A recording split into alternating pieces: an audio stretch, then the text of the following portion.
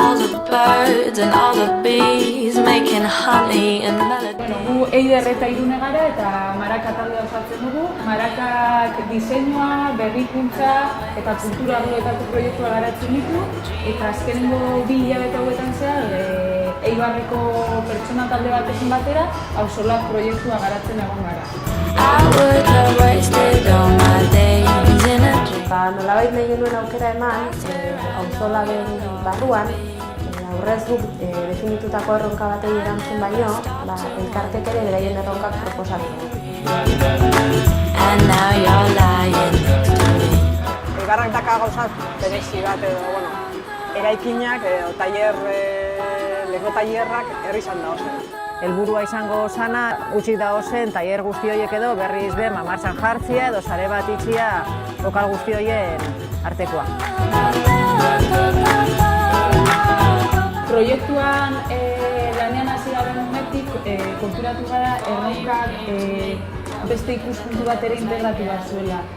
Eraikin hutsak berreskuratzea eta erabiltzea bada sortzeke dagoen sarearen helburuetako bat, baina horren aurretik pertsona, baliabideak, erakuneen arteko elkarlana sustatuko den sarea sortu behar da.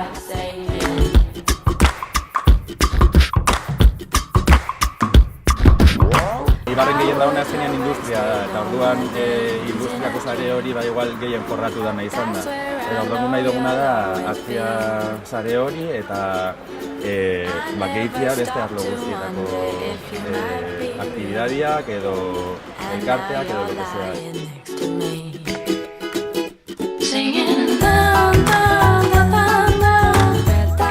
Eragile ezberdinekin elkarlanean, sare horretan parte hartu behar duten eragileak aztertzea izan da helburua eta baita eragile horren errealitatea eta behar izana.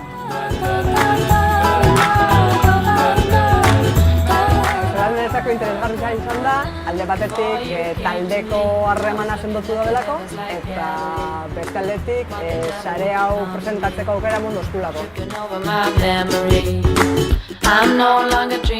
Lehenengo ondorio izan daiteke, gaur egun ja martxan dagoela sare hori, nahiz eta txikitsua izan, eta dituztela aurrera jarraitzeko gomendioak edo ideia minimo batzuk, eta horrekin purka-purka sare hori handitzen joan direla. That's where I know you'll always be.